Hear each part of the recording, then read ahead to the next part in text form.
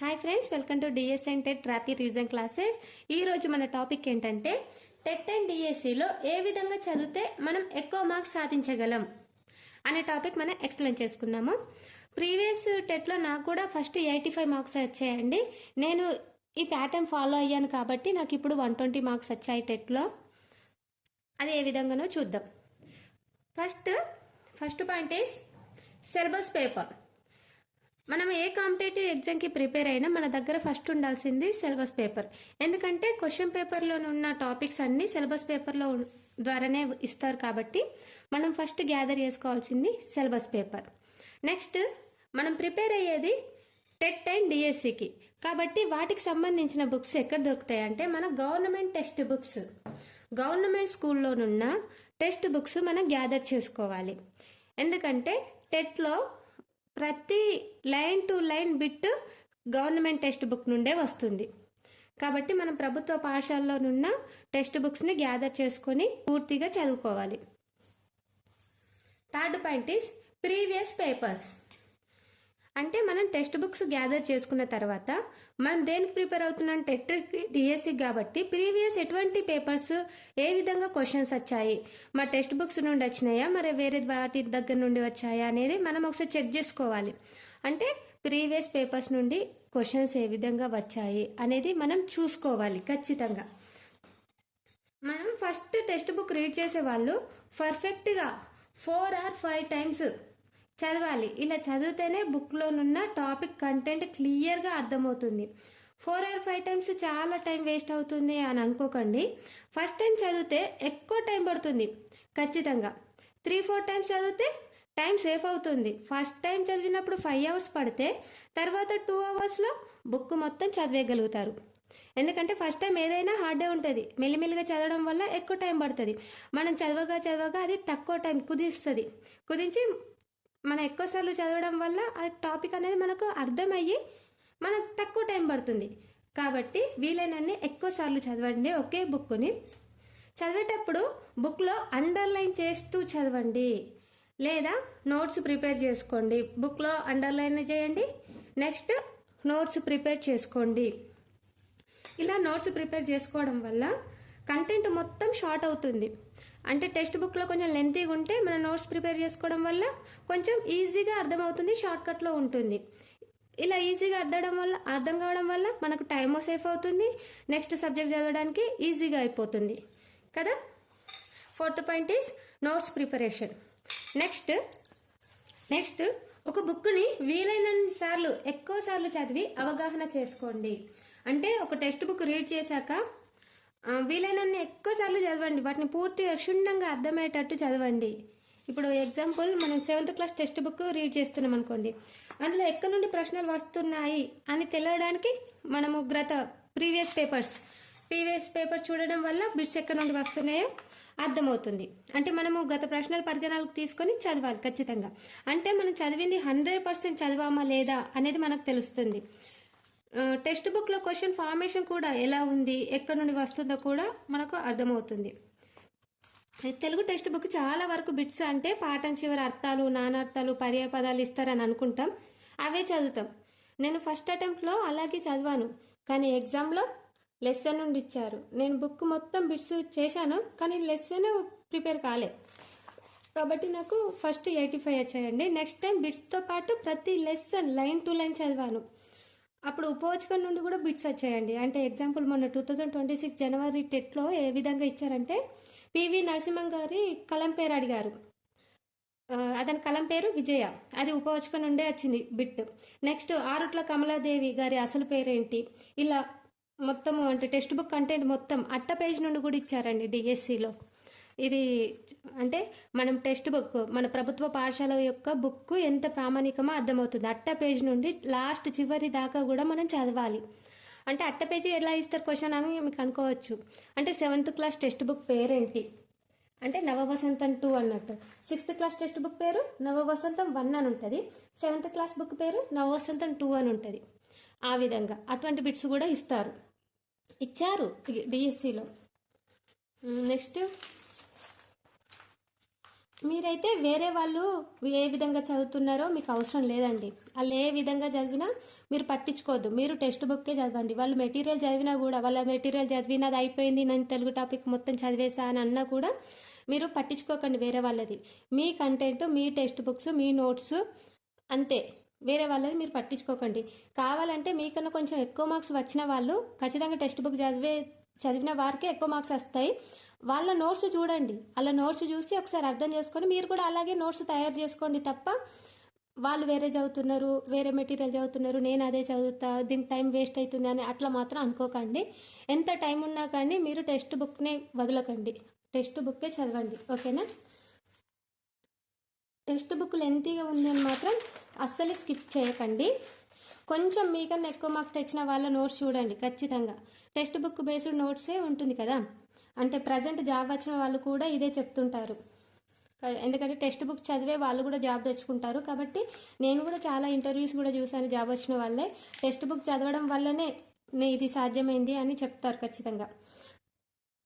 మనం పిల్లలకు టీచ్ చేస్తాం కాబట్టి టెక్స్ట్ బుక్ మనము ఇప్పుడు గవర్నమెంట్ స్కూల్లో టీచ్ చేసేది చిన్నపిల్లలకి, కాబట్టి టెక్స్ట్ బుక్ పూర్తిగా అర్థం అవుతాయనే మనం టీచ్ చేయగలుగుతాం. అందుకే కదా టెట్ ఎగ్జామ్ అని పెట్టారు. కాబట్టి టెట్ ఎగ్జామ్ పూర్తిగా అర్థమవుతేనే మనము పిల్లలకు టీచ్ చేయగలుగుతామని ఇది ఒక బేసిక్ టెస్ట్ అన్నట్టు, ఎంట్రన్స్ టెస్ట్ లాగా. నెక్స్ట్ ఒక బుక్ని వీలైనన్ని ఎక్కువసార్లు చదివి అవగాహన చేసుకోండి. నెక్స్ట్ తర్వాత last point is practice bits. Practice bits చాలా చాలా ఇంపార్టెన్స్, అందుకే ఇక్కడ నేను స్టార్స్ పెట్టానండి. ప్రాక్టీస్ బిట్స్ అంటే ప్రాక్టీస్ చేయండి, మన ఇదంతా చేసి కూడా వేస్ట్ అండి. అంటే మనం టెక్స్ట్ బుక్ తెచ్చుకొని, ప్రీవియస్ పేపర్స్ తెచ్చుకొని, నోట్స్ ప్రిపేర్ చేసుకొని ఇదంతా చేసి ఒక ఎత్తు, ప్రాక్టీస్ బిట్స్ ప్రాక్టీస్ చేసింది ఒక ఎత్తు. కాబట్టి practice is must and should. Practice bits చేస్తేనే మనం ఏ విధంగా చదివామో, ఎంతవరకు చదివామో అనేది తెలుస్తుంది. ఇంకా ఎక్కువ ప్రాక్టీస్ చేస్తే మనకి ఇంకా ఎక్కువ మార్కులు వచ్చే అవకాశం ఉంటుంది. ఓకే, ఒకసారి నేను మీకు తెలుగు టెక్స్ట్ బుక్ ఏ విధంగా చదవాలో చూపిస్తాను. ఇది 7th class Telugu text book. చూడండి, అట్ట పేపర్ కూడా క్వశ్చన్స్ ఉంటాయని చెప్పాను కదా. నవ వసంతం 2 ఇది వెరీ వెరీ ఇంపార్టెంట్. 7వ తరగతి తెలుగు వాచకం పేరేం పేరు అని అడిగారు. నవ వసంతం 2 ఈ బుక్ను మనం ఏ విధంగా చదవాలో చూద్దాము. ఫస్ట్ ఓపెన్ చేయగానే ఇక్కడ ఇండెక్స్ చదవాలి. ముఖ్యంగా ఇండెక్స్ ఇది చాలా ఇంపార్టెంట్. పాఠం పేరు, కవి పేరు, ఇతివృత్తం, ప్రక్రియ ఇవి ఖచ్చితంగా గుర్తుంచుకోవాలి. టెట్ అండ్ డిఎస్సిలో కూడా ఇస్తున్నారు, ప్రీవియస్ పేపర్స్లో కూడా ఇచ్చారు. ఇతివృత్తం అంటే చదువు పాఠం పేరు యొక్క ప్రక్రియ ఏంటి, కథాకావ్యం. నాయనమ్మ ప్రక్రియ ఏంటి, పల్లె అందాలు రచయిత ఎవరు, ఆచి వెంకటాచార్యులు. ఈ విధంగా అడుగుతారు. సీత ఇష్టాలు అనేది ఏ ప్రక్రియ అని అడిగారు ప్రీవియస్ టెక్స్ట్ బిట్, బుర్రకథ. కాబట్టి ఇండెక్స్ చాలా ఇంపార్టెంట్, ఖచ్చితంగా గుర్తుంచుకోండి. మన లెసన్ చదివితే ఇది ఖచ్చితంగా ఈజీగానే అర్థమవుతుంది. ఓకేనా? ఎందుకంటే లెసన్ చదివినాం అనుకోండి, ఇప్పుడు చదువు లెసన్ చదివినాం, కవి పేరు ఎలా లెసన్ ఉంటాయి, కొరవి గోపరాజు. ఈ చదువు అనేది దేని గురించి తెలుపుతుంది, విద్య ఆవశ్యకత తెలుపుతుంది. కాబట్టి చదువు. దీని యొక్క ప్రక్రియ ఏంటి, కథాకావ్యం. ఆ విధంగా ఇప్పుడు సీత ఇష్టాలనే లెసన్ ఉంది, ఇది ఏ విధంగా ఉంటుంది, బాలిక విద్య గురించి ఎక్స్ప్లెయిన్ చేస్తుంది. అంటే మనం లెసన్ చదివితే అర్థమవుతుంది ఈ బాలిక విద్య గురించి చెప్తుంది అని. ఇది బుర్రకథ రూపంలో ఉంటుంది. తందన తాన అని కూడా చెప్తారు. కాబట్టి ప్రక్రియ బుర్రకథ. అంటే మనం లెసన్ చదివితే అర్థమవుతుంది ఏది ఏ విధంగా ఉంది, అది శతకమా, కథానికనా, బుర్రకథనా, గేయమా, గేయకథ అనేది. కాబట్టి లెసన్ ఖచ్చితంగా చదవండి. ఫస్ట్ ఇలా ఓపెన్ చేయగానే చదువు అనే లెసన్, కొరవి గోపరాజు. ఇలా అండర్లైన్ చేసుకుంటూ చదవండి. ఇక్కడ తేటగీతి పద్యం ఇచ్చారు. ఆటలాడు వేలయందు నడవలయు.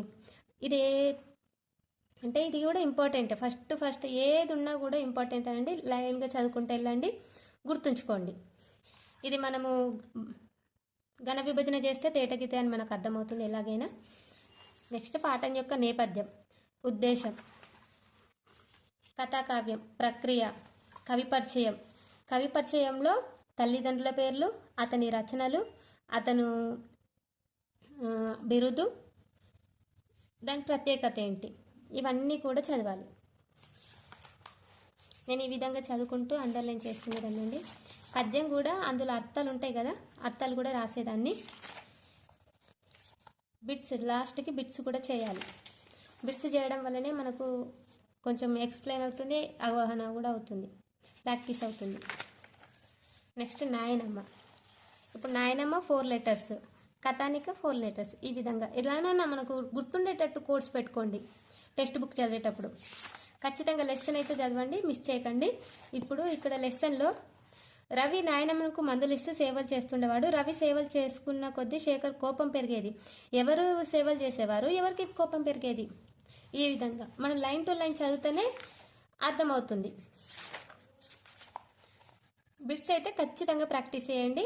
ఒక లాస్ట్ అర్థాలు నానార్థాలు పర్యాయ పదాలు కాదు, లెసన్ వెనకాల ఉన్నాయి. ఇందులో కూడా చాలా ఇంపార్టెంట్. ఒక తెలుగనే కాదండి, ఈవీఎస్ అయినా సోషల్ అయినా అన్నీ కూడా మనం లైన్ టు లైన్ చదవడం వల్లనే మనకు ఎక్కువ మార్క్స్ వస్తాయి. అందరూ పాటించేది కూడా ఇదేనండి. ఎవరు కూడా చెప్పరు నేను ఇట్లా లైన్ కొద్ది చదివినా, అండర్లైన్ చేసుకున్నా కాబట్టి నాకు మార్క్స్ వచ్చాయి, మీరు కూడా చేయండి. ఎందుకంటే స్టడీ సీక్రెట్స్ ఎందుకు చెప్తారండి? మీకు ఎక్కువ మార్క్స్ వస్తాయని అనుకుంటారు కదా. మీ ఫ్రెండ్స్ ఎవరు కూడా ఏ విధంగా చదివారో చెప్పరు. కాబట్టి మీరే సొంతంగా నాకు ఈ విధంగా చదివితే నాకు ఎక్కువ మార్క్స్ వస్తాయి అని అనుకొని మీరే చదవడానికి ట్రై చేయండి. ఓకేనా? లైన్ టు లైన్ చదివితేనే మీకు ఎక్కువ మార్క్స్ వస్తాయి. చదివింది ఎక్కువసార్లు గుర్తుంచుకోవాలంటే ప్రాక్టీస్ చేయాలి అంతే. ఎక్కువసార్లు గుర్తుంచుకోవాలంటే ఎక్కువసార్లు చదవాలి, ప్రాక్టీస్ చేయాలి, బిట్స్ చేయాలి. అలా చేసినప్పుడు మాత్రమే మనకు ఎక్కువ మార్క్స్ వస్తాయి. అందరిలో కన్నా మనం ముందంజలో ఉంటాం.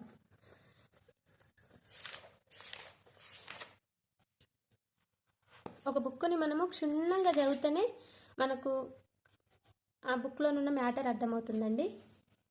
ఇక్కడ తెలంగాణ పదాలు ఉన్నాయి. తెలంగాణ పదాల నుండి కూడా క్వశ్చన్ వచ్చింది చూడండి. ఇప్పుడు లెసన్లకి వెళ్ళే కదా ఇది వచ్చింది. లెసన్ మధ్యలో నుండి తెలంగాణ పదాలు కందిలి, లాంతరు, గోందు, జిగురు, జిమ్మలు, చేపలు, దడి అంటే కంచె, దూరస్తు అంటే బాగు చేయు. ఇలా ఇంపార్టెంట్. ఇలా కోర్స్ లాగా కూడా పెట్టుకోండి మీరు. అంటే ఇప్పుడు పల్లందరు రాసింది అచ్చి వెంకటాచార్య, అతని రచనలు ఉంటాయి కదా, అవి గుర్తుండాలంటే ఇట్లా మా ఊరు పల్లె అందాలు చూడడానికి వచ్చి కావ్య, రాగమాల, ఆండల్ బుర్రకథ చెప్పారు. అంటే అతను రాసిన ఏంటి? ఆండల్ బుర్రకథ, రాగమాల, మా ఊరు. ఇందులో వచ్చినాయి కావ్య, రాగమాల, ఆండల్ బుర్రకథ. అచ్చి అంటే అచ్చి వెంకటాచార్యులు, ఊరు పేరు అంటే పల్లె అందాలు. ఈ విధంగా అన్ని వచ్చేటట్టు ఏదైనా కోడ్ పెట్టుకోండి. ఇలా కోడ్స్ పెట్టుకొని రాయడం వల్ల ఇంకా ఎక్కువ గుర్తుంటుంది. ఇక్కడ చూడండి, ఆరుట్ల కమలాదేవి, ఇది ఉపవాచకం లెసన్.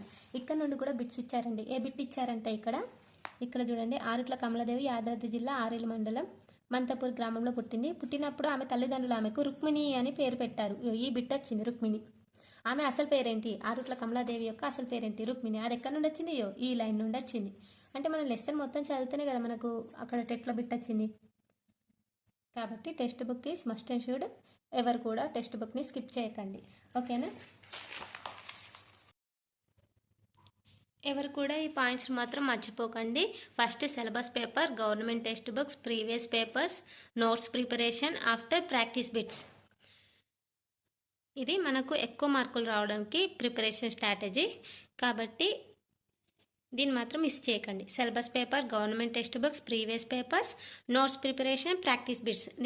మనము పిల్లలకు టీచ్ చేసేది టెక్స్ట్ బుక్కే కాబట్టి టెక్స్ట్ బుక్ని ఎంత అవగాహన చేసుకుంటే మనకు అంత మంచిదండి. మనకు టెట్లో మంచి మార్క్స్ వస్తాయి, డిఎస్సిలో కూడా మంచి మార్క్స్ వస్తాయి. రేపు మనం మంచి జాబ్లో ఉంటాము. మన ఛానల్లో నేను డైలీ టెక్స్ట్ బుక్కి సంబంధించిన కంటెంటే పెడుతున్నానండి. అంటే అకాడమిక్ టెక్స్ట్ బుక్స్ని మాత్రమే ఎక్స్ప్లెయిన్ చేస్తాను. మెథడాలజీ క్లాసెస్ అండ్ సైకాలజీ కూడా టెక్స్ట్ బుక్ ఓరియంటెడే చెప్తాను. కాబట్టి మన వీడియోస్ ఎవరైనా చూడని వాళ్ళు ఉంటే ఖచ్చితంగా చూడండి. ఎవరైనా మన ఛానల్ని ఈ రోజే చూసినట్టయితే ఖచ్చితంగా లైక్ ఇచ్చి ఎంకరేజ్ చేయండి. Thank you for your watching. Thank you.